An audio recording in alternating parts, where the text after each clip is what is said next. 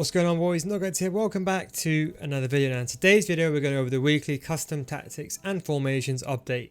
I just want to quickly say as well, I do stream on twitch.tv/Nil guys. Link is down below in the description and the comment section down below. Stream shows a bit sporadic, but drop me a follow, turn my notifications on, and I'll be streaming whenever I do so. But anyway, going straight back into the video. So this is my custom tactics layout, my weekly custom tactics layout. I made some changes. I added in the 4-3-1-2. In case you're new here, generally speaking, if you're looking towards getting elite or the higher ranks in the weekend league, you want to create a system where you have basically one defensive formation, one attacking formation, or one moderately attacking formation, and maybe more aggressive formation of that variation, and basically an all-out attack formation, ultra defensive formation. And we're going to start with the most all-out attack formation because that's the one that I was talking about in my video. Don't forget, this formation defends in a 4-4-2 and you attack in a 4-3-1-2.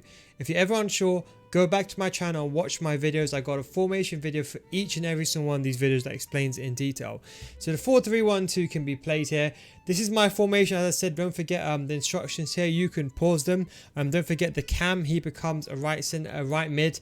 The left center mid becomes a left mid. That's how you defend in a 4-4-2 system. So I'll just let you go through this so you can pause it and you can add it in your own time. Feel free to do that. The idea is this is a kind of a narrow formation when you're attacking, and when you're defending it's kind of like a wide 4-4-2.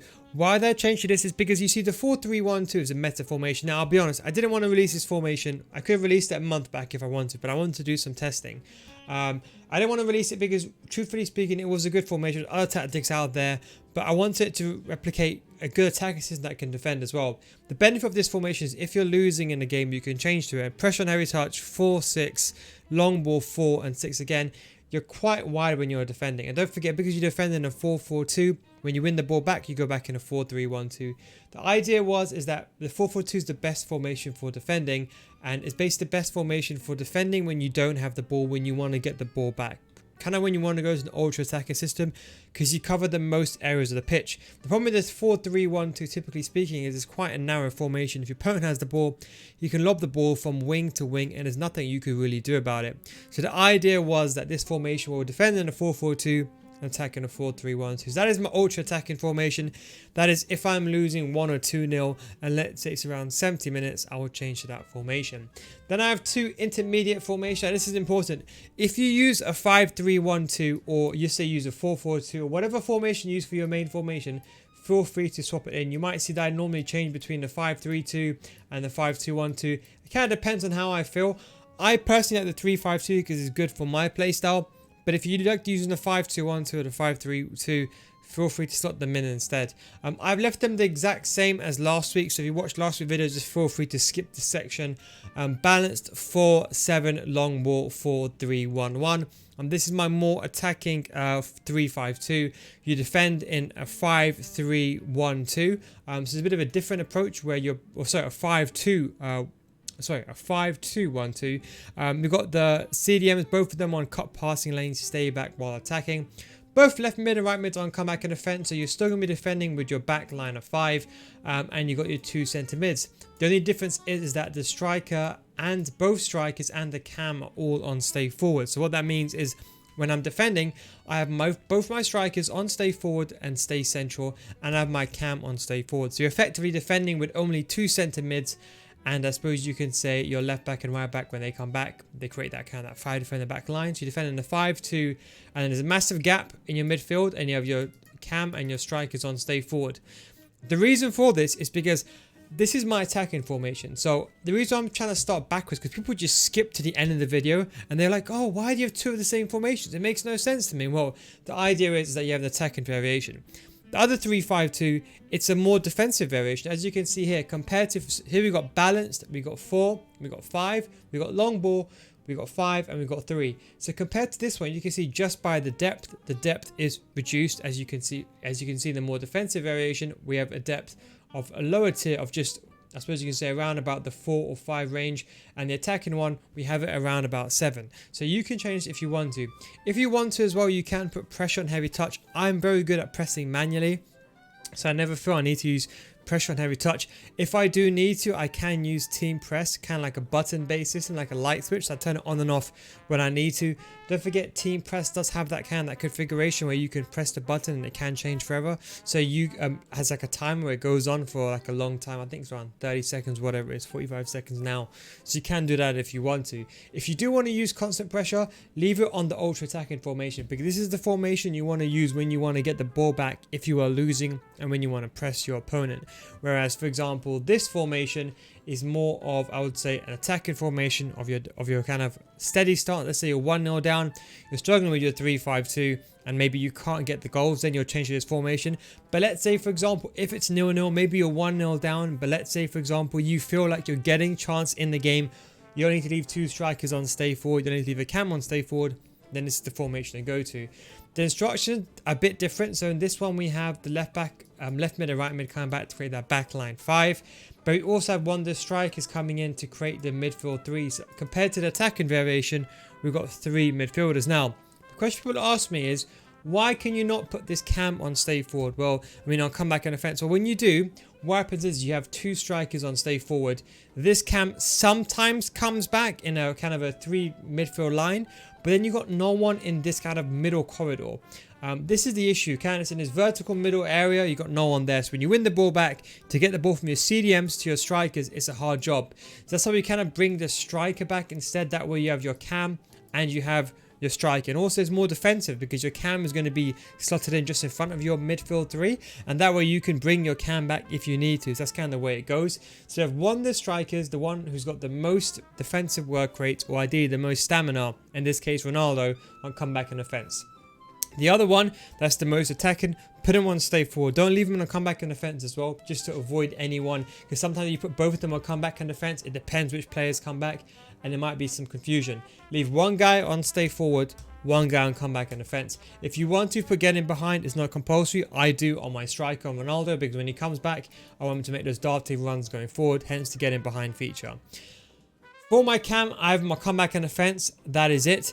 As I said to you, that kind of ruins the system, so make sure you do put this on stay forward. That's what's very, very important. But don't forget, because we are using the defensive formation, defensive variation, by putting him on comeback, nothing really happens, because Ronaldo can get this opportunity.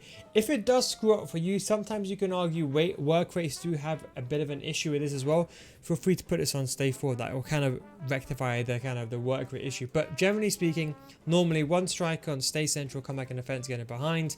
One on stay central, stay forward, and then the cam on stay forward should sort that issue out. That's what you should do for your front 3. I use comeback and offense because naturally speaking for me it's fine. Both CDMs are both on cut passing lanes, stay back while attacking cover center. Left mid and right mid are both on comeback and offense, get into the box conservative and get it behind. So these are for both the left mid and the right mid. The 3 backs, we have them on stay back while attacking. In case you're wondering, do I play Fred here? No, I actually sub Fred off, but I'll get on to that in a second. Fred gets subbed off for 4 backs, so don't worry about Fred. You're probably thinking, why on earth is Fred playing centre back? He doesn't. Goalkeepers on default for all my formations. So there you have it. You have a defensive 3-5-2 and a more attacking 3-5-2. Feel free to put another formation in these slots. If you like playing the 4-2-3-1, feel free to do so. So these are your formations where normally you'll start on this formation. If you can't get past this one, then you'll go to this one. And then only if you're losing 1 or 2-0 and you need to press, then you'll go to ultra attacking. Then we have the ultra defensive formation. This is going to be the defensive formation to close out the game. One of the biggest issues I find with lower tier players and players around the gold 1 marks is when they get to game and they're like 2-0 ahead, they think, oh, I'm in control. Then suddenly they go 3-2 down. They're thinking, oh, what's going on here? The game's against me. EA wants me to lose. Typical excuses. Well, the truth is that your opponent's naturally going to go more attacking. Think about this system. If I'm losing with a 3-5-2, I'm going to go to this formation where I have all these players, for example, on get forward, stay forward and all that. So naturally speaking, you're going to have more players coming in behind. So if you got a kind of a middle tier formation where people on stay forward, you're going to struggle. If you guys got 5 strikers in behind and you've only got 3 defenders when you're attacking, you're going to get countered. So this is why you need to have a defensive formation to counter his attacking formation. Think about this in the Champions League final. You're losing 1-0. Are you going to be sitting back playing defensive? No. You're going to be trying to get back into the game, especially towards 90 minutes. So make sure you have a defensive formation for that. We have gone with the 4-3-3 third variation, the most defensive formation. balanced 4-3, balanced 5-3. Instructions: come back on the fence, stay central, come back on the fence, false 9. That way when you're trying to waste time with the ball, you'll have an extra midfield player slotting in. Right mid on come back on the fence as well. Both CDMs on cut passing lanes, stay back while attacking. We have drop between defenders to the edge of the box for the centre mid, and then we have the 2 centre backs on come back on the fence and left back and right back on stay back while attacking. So what exactly happens is when you're defending, you basically have this system, and you basically defend in a 4-5-1. So 5 midfielders and then a 1 striker up front. When you're attacking, this guy comes in and you have a back line of 5. Okay, then you have 2 CDMs, you have a player there, and your Eto or your striker will be a false 9 player. He will drop in between the defenders. So if you're getting pressed, you can distribute the ball outwards towards the left wing and right wing if you want to. That's the whole idea. If you're getting pressed in the middle, you can have the winger players, and you can have the left back and right back a bit more ahead, because don't forget the CDM who drops in, it splits the defensive players a bit wider, and that in turn splits these players a bit wider. You have these players that you can pass to if you're getting pressed, and you also have the striker who's dropping in from a false 9 position, from a strike position to a false 9. So you're going to have players to pass the ball to everywhere. Now, if you want to use the 4-2-3-1 instead, which I used this before, for the 4-2-3-1, copy these exact tactics, 4-4, and then for the 4-2-3-1, do the exact same thing, and then you can put everyone on comeback and offense. So if you want to use the 4-2-3-1 variation of this, just put everyone on comeback and offense, and that's all you got to do.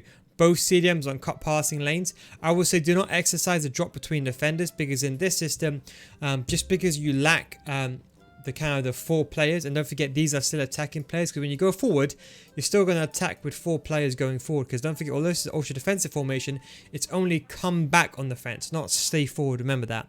So when you go in attacking slot, you don't want to have just one CDM, because if you lose the ball, you're going to get in trouble. So to keep the numerical advantage and to complete a situation where it's a 2v2 with your 2 CDMs and your 2 strikers, leave them both on stay back while attacking, and you can use long ball if you want to.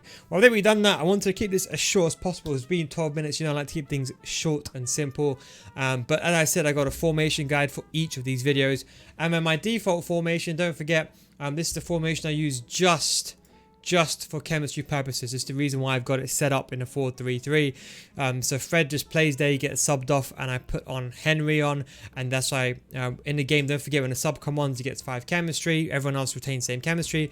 We got this is an anti-kickoff formation, we don't use this, everything's on 1. We got everyone on comeback and defense as well. You can pause this if you want to. And I have 1 the strikers, or in this case the left centre mid, drop between defenders. That's the Henry card, and as you can see, if I change to, for example, my 3-5-2 system, you can see that Henry is now playing my left centre back.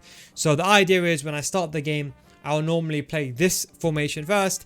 If I'm in this game, most time I'll stay in this formation, because on my level I can beat most players. Give you an example, I normally stop at 40 and that's kind of my playstyle. Have you been a gold 3 player, you might be thinking, okay, you know what, I'm struggling, I can't get through, I might need to go to a more attacking system. That way you go to this one, you don't go gung-ho, you just go a bit more attacking.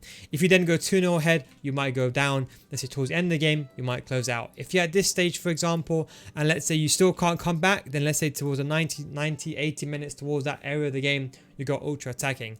Then if you are winning at that stage, you go to ultra defense. So the key thing is you have a system for every single different aspect of the game. Don't forget, I've got an instruction video for each of these videos. So in case you're new here and you want to find out more about these formations, I got a video for each of these formations that go in depth. But anyway, guys, thanks for watching.